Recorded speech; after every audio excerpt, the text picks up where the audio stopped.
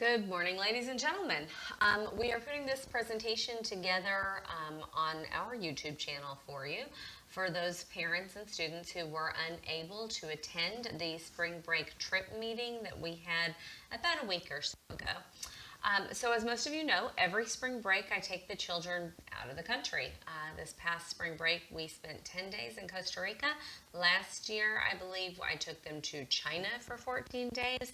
The year before that was England, Scotland, Northern Ireland, and the Republic of Ireland.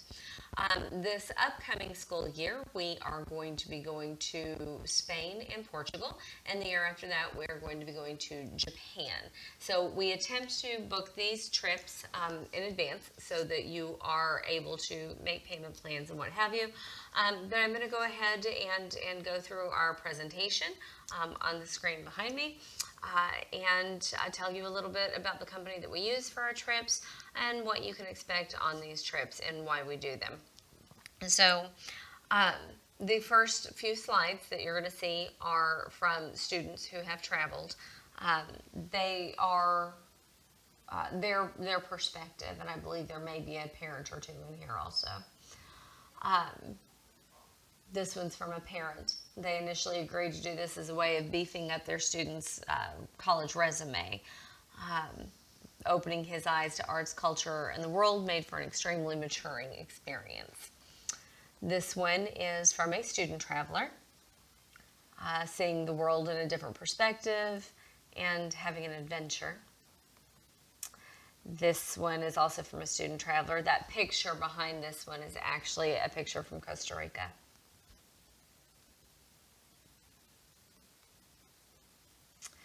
This is from a teacher, not one of our teachers, but another teacher who took a group.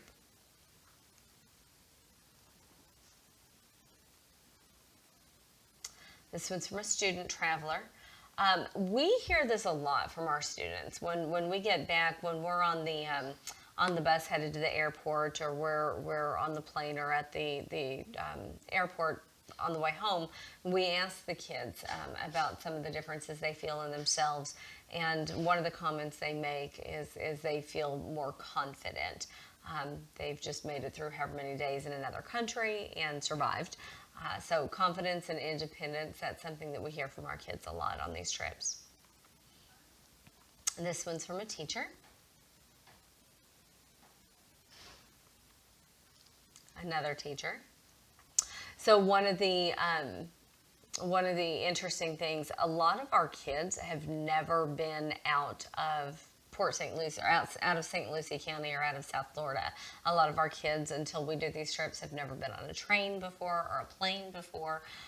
So being exposed to the rest of the world can be mind-opening for them.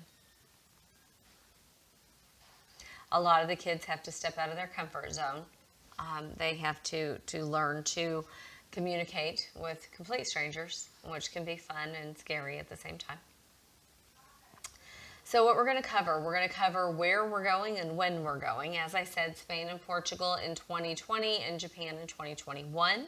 EF is the name of the company we use. EF stands for Education First. It is an accredited educational institution. I'll talk more about that when we get to that section. We're going to look at the itineraries for both of the trips. We're going to talk about what's included and what's not included, and how much it costs to register. So the chaperones that go on the trip, I always go. The kids do not leave the country without me. Miss Zerger has attended all but I think 2 in the last 8 years.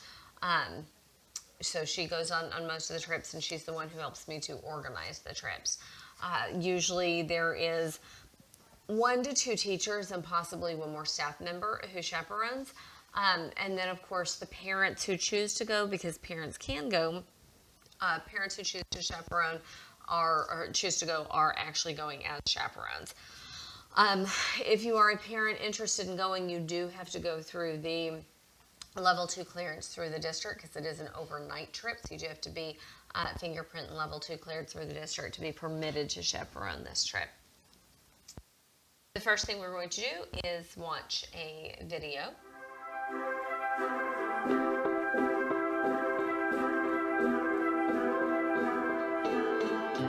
Cambodia. Where do I want to go?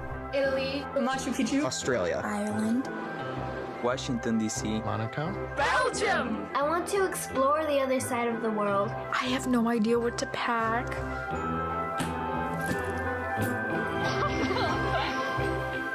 I say so often, I'd love to go to these places. But I long for the day that I can actually say, I fell in love with these places.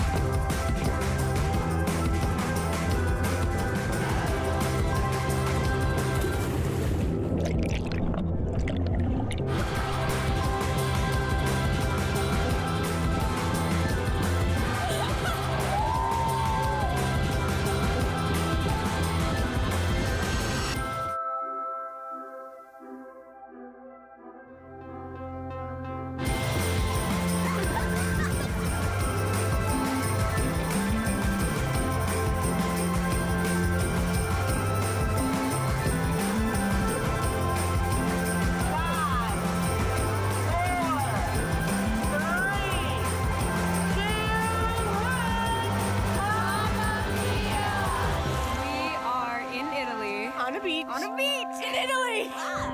You don't understand the beauty. We're not coming home. Nope. Yeah, here we go. Here we go. Get started. Get started. Let's hear it. Let's hear it. Yeah, here we go now.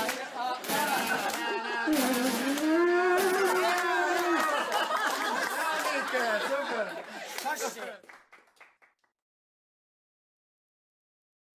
So when we're watching the video that we just watched, it's really cool for the students who've been there before, or been on some of these trips, and myself and Ms. Zerger, because we sit there as those locations and pictures are flashing through in the video. We're going, oh, we've been there. Oh, we've done that.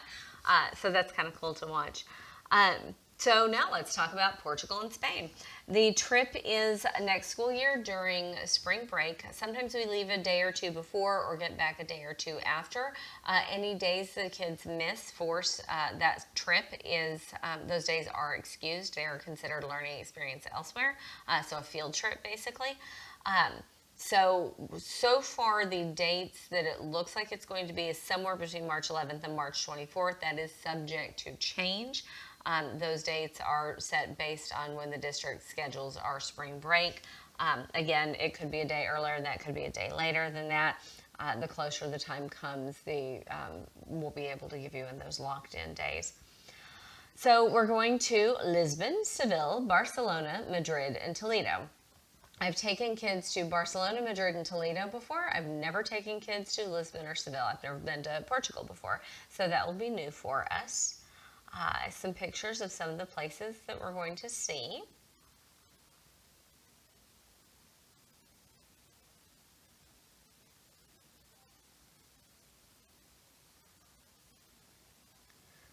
Some of the highlights of the trip, we're going to visit a monastery. We're going to see the Chapel of Bones.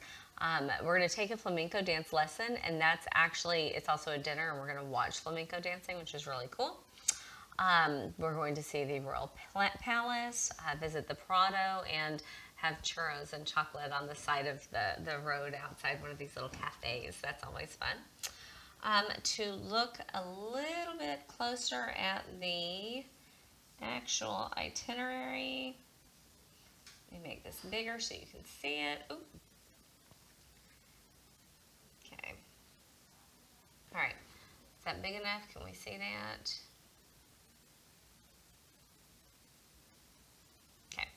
So we fly overnight to Portugal. So whenever there's a big time change like that, we usually leave Port St. Lucie like mid-afternoon, and we usually have a flight that leaves late afternoon, early evening out of Miami, and we fly overnight. The idea is so the kids sleep on the plane. They never do, but that's what the idea is. And then we actually hit the ground running when we get there. There's no going to the hotel up or sleeping. It is, we get off the plane there, we get onto the tour bus, and we start the tour. So we'll be meeting our tour director at the airport. So our tour director, one of the things that EF gives us is a tour director for the entire trip. So this person meets us at the airport when we first get wherever we're going and stays with us the entire time. They stay at the hotel with us. They stay, wherever we're having our meals. They're with us 24/7, and then all the way up until the point where we leave. So they take us all the way to the gate of the airport when it's time to leave. The tour director that they give us has to speak the languages of all the places that we'll be. So, for example, we've done Greece, Italy, and Spain before, and the tour director had to speak Greek and Italian and Spanish. So the tour director that we've requested for this one, her name is Sandy. She's done a couple of tours for us before. So we have requested her. Hopefully we get her because she knows our group and the way we do things, and we trust her. So hopefully we get her. But we'll be meeting the tour director at the airport. We'll take a walking tour of that area. We're going to take a guided tour of Lisbon. We are going to have so we have the tour director, the guide who's with us the whole time, and then in different locations, we have specific, what they call local guides. So it's somebody who knows that particular town really well. So they join us for a couple of hours, we do a tour with them, and then they leave us. Those people during that time, we still have our regular director with us also. So we will be seeing the Tower of Belém. We're going to see that other place, I'm not even going to try to say it, the monastery. We will stop for pictures of the red tiled roofs. There is so wherever you see add an excursion, they're already built in. So there's no adding the excursion, there's no optionals, they're already built in. So we're going to have a fado evening. We are going to listen to music that is traditional there and watch performers. We are going to see Lisbon, Evora, and Seville. That's where we will see the Chapel of Bones. We're going to spend day 5 in Seville with a local guide, seeing all these places listed behind me. We're going to take a walking tour of Seville. We're going to take our dance lesson that day, see the flamenco show. On day 6, we'll go from Seville to Cordoba and then to Madrid. I believe that's by bus, I think. And then day 7 is going to be in Madrid. We're going to see the Royal Palace. Toledo. So Toledo is probably mine and Ms. Zerger's absolute favorite place to be. So Toledo is this little itty bitty city in Spain, and it's up on this mountain, and it's like totally like Renaissance or whatever. So like the bus can only take you so far, and then you have to go up these steps like for the rest of it. They're like cobblestone steps, but there's like this moat that you have to go over first. So it's like this drawbridge, and you go over this moat, and then you go up into this little city, and it's got like this cobblestone brick wall around the entire city, and you can't take cars or vehicles up there because the roads are too small, like they're horse and carriage size. So we walk, that's a picture of it right there. Hold on, see if I can make it bigger. Nope, not getting bigger than that. All right, well, that's the drawbridge we have to cross. So then we go in there. They have an actual blacksmith. So when we've been there before, we've been able to go in and watch the blacksmith like make swords and stuff like that. And they have the best marzipan in the entire world and a couple of really cool chapels. It's really, that is probably my favorite city in Spain. The kids really have a good time while we're there. It's a little bit more than a half a day of the trip. Then we're going to go to Madrid. We will take a walking tour of Madrid, the Prado Museum, Puerta del Sol, so the plaza with the Sun Plaza, I believe is what it is. Doing some market and some shopping and things like that. And then Madrid by bike. We have not done Madrid by bike before. We've done Madrid, but not by bike. And the only other time we've done a bike, we actually rode bikes on the wall in China one year. So that was kind of cool. So if you don't know how to ride a bike and you are looking forward to going into this trip, I suggest you start practicing. So we will go bike riding around Madrid, and then we're going to go to Barcelona by train. Barcelona is amazing. We will see the La Sagrada Familia, which is this chapel they've been working on forever, and the architecture of the church inside and out tells the history of the Bible and all those stories in there. which is really cool. And then we are going to see the Gothic Quarter and a couple other places, and then we head for home on the 11th day. There. So those are all the places that we get to see while we're there. Let's see, back to the slideshow from current slide. Maybe. Okay. Okay, so making it happen. So $95 holds your seat. So you can go on and secure your seat with $95. You can choose your payment plan. You can do every other week for $195, $387 monthly, or you can pay it in full, $43.50 for the students. And then there's also a donation page. So the donation page is a page that is set up by EF. They create, once you register with your 95, they create this donation page and send you the link. This link can then be sent to anywhere you want to send it. You can put it on your Facebook page, or you can send it to your aunts and uncles and grandparents and cousins and whoever. So that donation page is really cool. If you are an adult wanting to travel with us, the price for the adult is $4,900. Same payment plans are available, but it's $4,900 instead of $43.50 for adults. Okay, so we have 12 open seats at this on the Spain and Portugal trip. So you guys can get registered there. If you go to eftours.com and you put in this number 1972096CR, when it opens up, it should open it up to a page that says your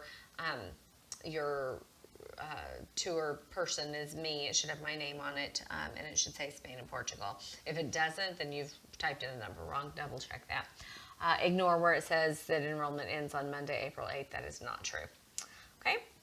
So the next one we're going to talk about is our 2021 trip. Our 2021 trip is to Japan, 12 days. The name of the trip is 20th Century Japan. We are going to be seeing Tokyo and Yokohama, Hiroshima, Osaka, and Nagasaki. I don't know if you can see that. I'll make it bigger when we go over to the web page.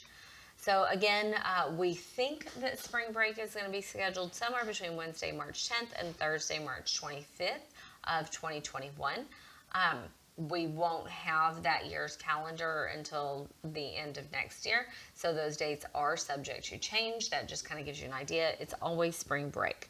Same thing I said before, you know, leaving a day or two early, getting back a day or two later, not a big deal. The students are excused. So Tokyo, Osaka, Hiroshima, Yokohama, we are going to see the Harajuku Shopping District, the Yokohama Cup of Noodle Museum, which sounds exciting. The thing I'm most excited about is the Mazda Museum. You guys know I drive that Mazda Miata. Can't wait to see that one. We're going to have traditional Hiroshima cuisine. The kids always have fun with tasting the new foods, the different foods. We're going to see the Osaka Castle and ride a bullet train. Go to the Nagasaki Peace Park, the Dejima Museum, which I'm not familiar with. There's a calligraphy activity. If it's anything like the one that we did in China, we will get to learn to write our names in symbols, which I believe is kanji over there. And then we're going to go to the Shibuya district of Tokyo.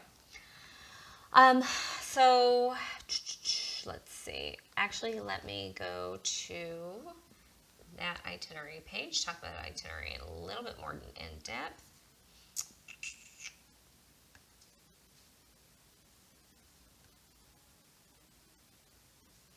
Okay. So 20th Century Japan is the name of the trip. You can see we'll be flying into, it looks like we're flying into Tokyo, hitting all those places. Just so you know, the solid gray lines are the definites, the blue dash lines are the optional extensions, and they're built in, so they're not really optional. Like I said earlier, they're built in. We do all of that. So anywhere it says optional, ignore that. It's part of the trip. Okay? And make this big enough that you can see it. Okay, thank you guys to see that. Okay, so flying overnight into Tokyo, meeting our director at the airport. Now, I don't know who our tour guide's going to be there because I've never been to Japan with the school. Took them to China, but never Japan. So I don't know who the guide is, so it'll be somebody new for us. But we will meet that person there, and then we'll have our local guide, as I explained earlier. We're going to see the Imperial Plaza, hit the shopping district, see a couple of shrines, a museum. Let's see, we're going to participate in the traditional Japanese tea ceremony. Anxious to see how different that is from the Chinese tea ceremony that we participated in last year. And we do usually get to buy tea and bring it back. So if you have a request for your student, make sure you tell them before they go. We will spend day 5 going from Tokyo to Yokohama and then Hiroshima. That's when we get to see the noodles. I wonder if we'll have the ramen noodles for lunch. Wouldn't that be cool? Let's see, what else? A park. I'm not going to try to say that word. Bullet train to Hiroshima, and then a traditional bento dinner. Then day 6 is in Hiroshima with a local guide. We'll see the Peace Park then and the museum. Another park, we're going to travel by ferry to that island and visit that shrine. Maybe by the time we get back, I'll be able to say those words. Day 7 to Hiroshima to the Mazda Museum. And not that I'm excited about that. And then have a little bit of free time in Hiroshima. I know that when I do these meetings, the parents always ask what's free time. So just real quick, free time is we'll be in a shopping district or in an area like we'll stop for lunch, and there will be a couple of different places to choose from. And so we'll have an hour and a half where the kids are able to go look around and kind of a little bit of downtime, a little bit less structured, do a little bit of shopping for souvenirs and things like that, choose where they want to have lunch. They are in groups, and when we are in places like this, they do have a chaperone assigned to the group, so they do have to stay with their grown-up. Middle school kids must always be with a grown-up. There are occasions, now probably not in Japan, but probably yes in Spain, there are occasions where the upperclassmen, junior, seniors may be permitted to be without an adult for a few minutes here and there. So for example, when we went to Costa Rica, or when we go to Spain, especially when we go to like England, Scotland, or Ireland where everybody speaks English, or we go to places where they speak Spanish and most of our kids speak Spanish, we will occasionally let them, juniors and seniors, go together to, like if the grown-up is in this shop right here, or they want to go into this shop over here, we occasionally allow that.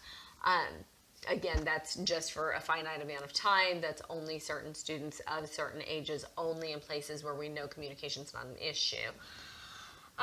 But that doesn't happen when we go to places like Japan or China because none of us speak that. So, okay. So day 8 is Hiroshima to Osaka by bullet train, the Osaka Castle, and Osaka River cruise.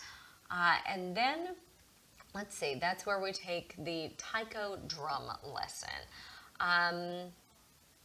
Yeah, so we will learn to play taiko drums, I guess. Okay, day 9, Osaka to Nagasaki, the Peace Park Museum.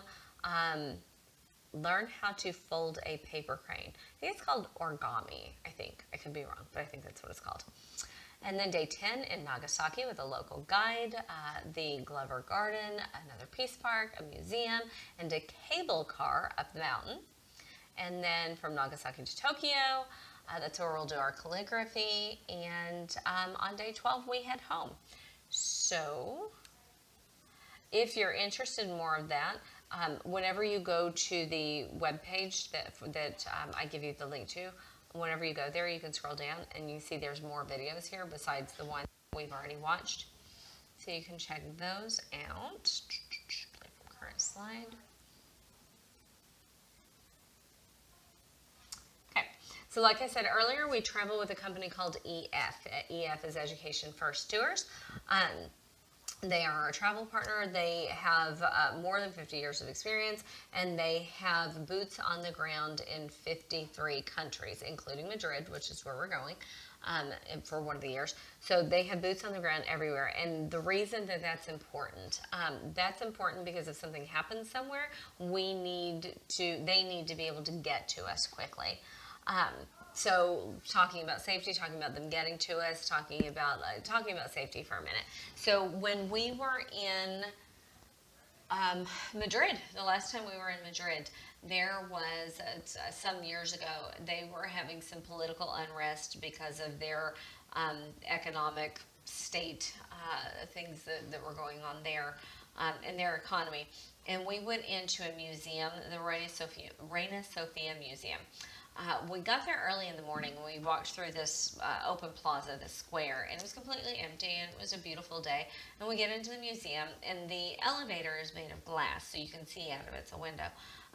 While we were at the museum, we would notice, and every time we were in the elevator, we would notice that more and more people were coming into the square. And the people like had signs, and then all of a sudden we noticed like SWAT teams like surrounding it. They were just standing there, nothing was happening, but they were like surrounding the square. They were protesting. It was a protest, and we needed to go out that way. But EF is awesome, and our tour guide was awesome. And so when it was time to leave and get on the bus and go to lunch, they had us meet downstairs where we normally would have met anyway, inside the museum. And instead of taking us out the way we came in through the plaza, they took us down this back secret tunnel thing out this other side where we came out like 2 streets away, got on our bus and took off. If we hadn't seen what was happening in the plaza through the window, we never would have known what was happening. So the students were safe the entire time.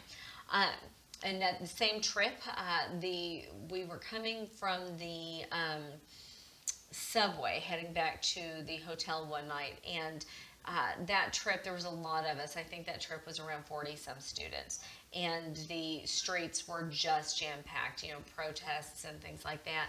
It was absolutely packed. And with 40-some kids in crowds where, like, you're bumping into each other as you're walking. Our kids, it was cold, so our kids had scarves. So they took the scarves and they tied everybody's scarves together and tied it around our hands. And so we had this long line, almost like a leash of our children, waving through these crowds to make sure we kept everybody together and safe. And then there was a year that we went to Paris, and one of our students had an allergic reaction to the air in Paris. So this was actually a big deal. So he was asthmatic, but he had not had an attack since he was like 2 or 3 years old. He did have, everything he should have with him as far as like treatment and inhaler and stuff like that, just in case, never expecting anything to happen. He ended up having an allergic reaction to the air in Paris. He ended up being in the hospital. So EF having offices all over the world and being available to us with that 24-hour emergency line, we were able to send that young man with one of my teachers, one of my administrators that was on the trip, to the hospital. I was able to sit, myself and the other chaperones were able to stay with the big group and continue our tour while this child was in the hospital with our people and on the phone with his parents. His parents were on the phone with him and with the boots on the ground from EF, there in Paris and the Boston office, because that's where they're based out of. And they were able to make arrangements and decide, if he was going to continue on the trip, if he's going to be flown home, or if his parents were going to be flown out to him. They ended up being able to give him a couple of treatments. They flew him to where we were because we had gone on to Rome. So they flew him on and the teacher that was with him on, and they were able to get back with us, rejoin the trip, and he was fine. But the point is that they had all of these options ready to go, waiting on the parents to make the decision, waiting on the doctors to say what was going on. And they were able to do that because they have offices everywhere, because they have more than 50 years of experience, because they know what they're doing, and safety is big with them. And us here at Somerset, how safety and security is extremely important for me as well. One of the other things that EF Tours has is because it is accredited as an educational institution, like I mentioned earlier, your students are able to earn credit for this trip if they do the work. They can go on to the onto the WeShare platform, which is the platform where they do the work. They get assigned a teacher through EF, and there's a project. It may be taking pictures, putting a PowerPoint together, it may be journaling, that type of thing. They can earn high school credit. It gets, once they're done, once we get back here and they have so much time to submit it, they submit it, and then that grade gets transferred into us and put into the system as a transfer credit. They can do college credit also, and then they can, EF Tours helps the kids use trips like this to write their college essay, their college application essay. And that's through the Uncommon App College Essay Toolkit, which is also included through EF. So what's included in the total price? So that's a round trip airfare to there and back. That's hotel every night. That's our tour director that I mentioned. That is the buses, trains, everything that we are taking for transportation while we're the ferry, everything that we're on while we're there. All of the entrances to the museums, all of the activities, everything that we're doing is included. Breakfast and dinner daily. The only thing not included on these 2 trips is lunch. So the students do need to have enough money to be able to have lunch daily. It's not much. And then, of course, like I mentioned, the donation page, access to EF if we need it, the WeShare platform for their credits, their high school or their college credit. All students get an EF backpack that we use on the trip. Yeah. Students need to cover the cost of their own passport or visa. The international trips allow us, depending on what airline, allow us to take a bag, 1 or 2 bags. So if it's in excess of that, if you need a 3rd bag or what have you, then obviously you pay that. And then lunch, snacks, spending money, souvenirs. It says tips on here. That is something we actually fundraise for. So for the Japan trip, we got 12 seats open. Again, eftours.com / this number 2126480DR. Ignore that enrollment deadline. That's not true. Okay, and then for the Japan trip, it is $57.15 in total. So you can do bi-weekly payments of $123 or monthly payments of $245. It's $95 to register to hold your seat as usual. And then the donation page comes with that as well. So that is everything. So I would normally take questions here, but this is a video and videos can't ask me questions. So if you have questions regarding either of the 2 trips, email them to Miss Zerger. As I said, she is the one who helps me to coordinate these trips. We have, I just want to see real quick how many people are signed up. We have 4 people already signed up for the Lisbon, Seville, and Madrid trip, so the Spain and Portugal trip. So if I have 12 seats, 12 minus 4 is, so I guess I got about 8 seats left on that one. And then for the Japan trip, same. So we have about 8 seats left on that one. So if you are interested in either of those 2, I recommend you guys get signed up for those quickly. When you log in for the Japan one, this is the page that you would land on. You want to make sure that right here that it has my name as group leader. For the Spain and Portugal one, when you log into that, assuming you do the EF Tours / whatever correctly, you should end up here. Again, you would want to make sure you see my name so you're on the right trip. If you don't, you're on the wrong trip. We actually had that happen once. We had one of our seniors a few years ago, I think it was our class of 2016. He had put in the wrong tour number and signed up for the wrong trip, wrong teacher, wrong school, wrong state. So do make sure that you check that. Again, if you have any questions, please email Ms. Zerker, and we hope to see you next spring break. Thanks.